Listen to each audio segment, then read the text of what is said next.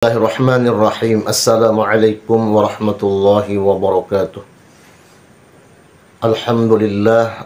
Allahumma salli wa sallim ala sayyidina Muhammadin bil lisani jami'ati fi hadratil wasi'ah salatan tamuddu biha jismi min jismihi wa qalbi min qalbihi wa ruhi min ruhihi wa sirri min sirrihi wa ilmi min ilmihi wa amali min amalihi wa khuluqi min khuluqihi wa wijhati min wijhatihi wa niyati min niyatihi wa qasdi min qasdihi wa ta'udu barakatuha alayya wa ala awladi wa ala ashabi wa ala ahli asri ya nur ya nur ya nur ij'alni nuran bihaqqin nur. Alhamdulillah, di kesempatan pagi hari ini Allah Subhanahu wa taala masih memberikan kesehatan dan kekuatan sehingga saya bisa beraktivitas dan juga bisa menyapa para sahabat-sahabatku yang setia selalu menonton video-video saya sehingga channel saya ini bisa berkembang sebagaimana yang saya harapkan. Dan juga di pagi hari ini semoga Allah Subhanahu wa taala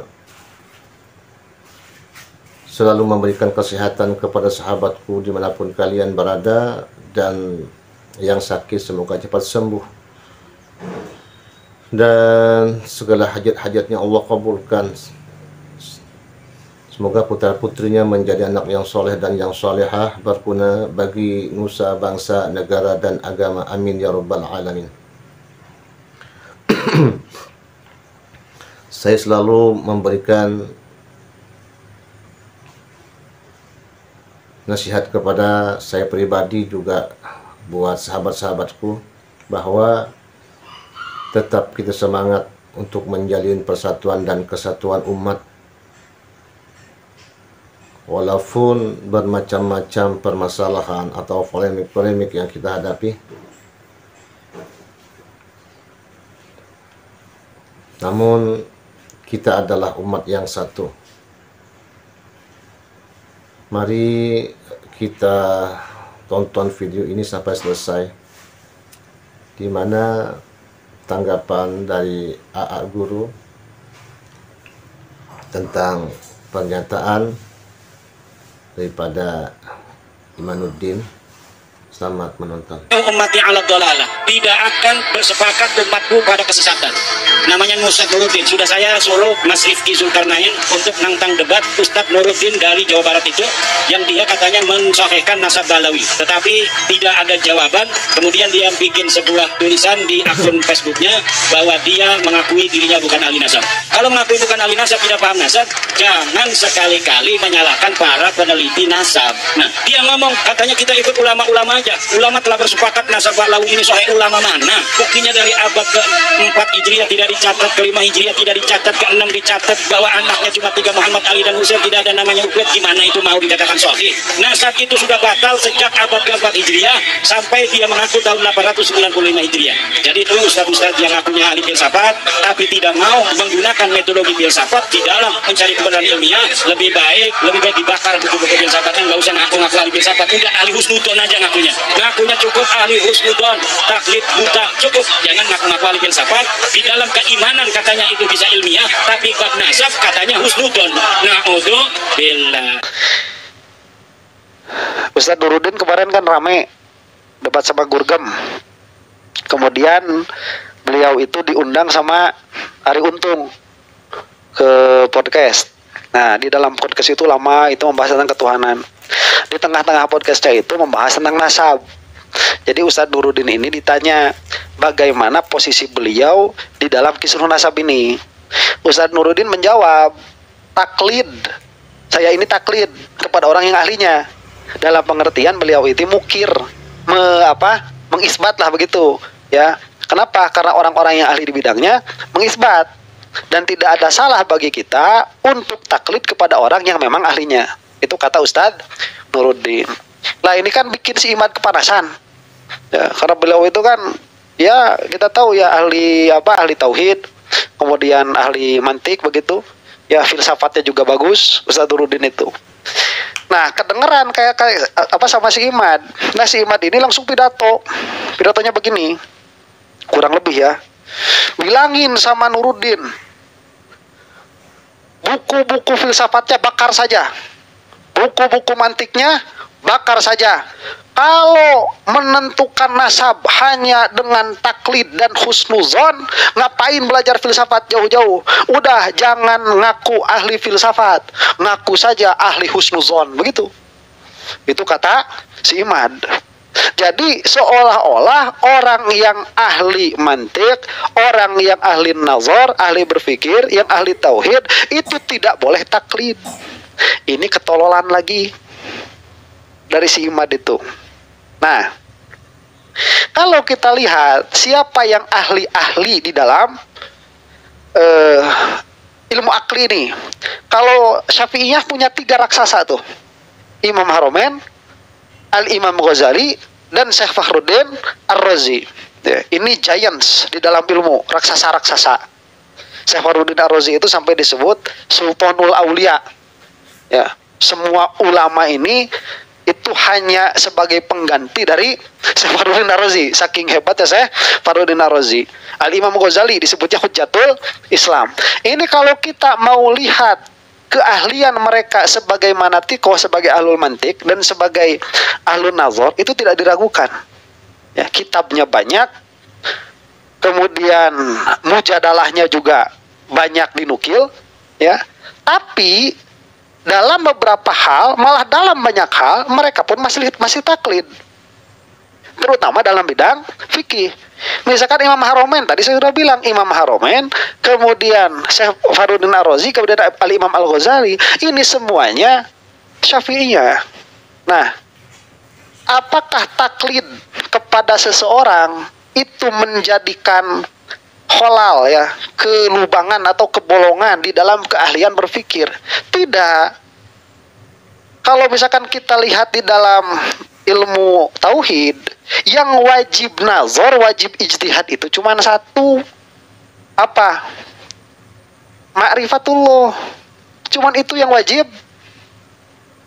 Yang wajib ma'rifat, wajib nazar, kita itu tidak boleh taklid. Makanya di dalam kitab-kitab ilmu kalam, suatu qadiyah ini, suatu premis, pasti dia didahului dengan hujah, dengan dalil, supaya kita tidak masuk kepada orang-orang yang taklid. Itu makanya disebut taklid di dalam usuluddin itu madmum, tercela. Nah, sekarang taklid di dalam fikih bagaimana? Kalau taklid di dalam fikih itu sama juga haram, tidak boleh bagi mujtahid kalau dia punya kemampuan untuk ijtihad. Sedangkan syarat-syarat untuk ijtihad ini berat. Ada di dalam usul fikih itu bab terakhir, ya, babul mufti wal mustafti. Kalau mau tahu apa syarat-syaratnya seseorang ini bisa ijtihad di dalam bidang fikih. Karena berat, maka kita itu justru diwajibkan untuk taklid. Itu fikih loh, ya, kecuali di dalam beberapa masalah. Misalkan di dalam menentukan kiblat, kalau kita sholat sedang safar itu kita harus ijtihad. Apabila air ini agak syadz, agak meragukan, ini gimana sih, suci atau tidak, kita disuruh untuk ijtihad dalam beberapa hal saja. Tetapi dalam ahkam secara umum kita itu tidak boleh ijtihad, justru harus taklid, wajib taklidnya itu. Nah, apalagi di dalam urusan nasab. Nasab itu sudah urusan far'u far'in. Furu'nya dari furu', cabang dari cabang. Ya, nasab itu nanti urusannya kalau di dalam fikih itu dengan apa? Dengan mengilhak nasab atau rod nasab. Ya, roddul walad. Jadi menolak anak. Tuh ada tuh urusannya, sama apa? Sama li'an. Urusannya itu. Nah, ini sudah far'u far'in, sudah furu' dari furu'. Maka kalau furu'nya saja boleh taklid, apalagi furu' dari furu'. Itu bukan hanya boleh kalau kita tidak punya keahlian untuk ijtihad, maka wajib kita itu taklid. Ya, jadi si Imad ini sudah tololnya murokab. Ya, kok orang taklid di dalam hal yang memang wajib taklid, tapi kok malah disuruh membuang. Suruh saja di ahli husnuzon itu sudah bertentangan dengan ilmu kalam itu, yang kita itu wajib ijtihad di dalam hal yang wajib ijtihad. Jadi si Imad ini seolah-olah bab nasab ini bab ma'rifatullah. Jadi derajatnya itu far ini tuh, furu'nya furu, kok jadi usul. Ya.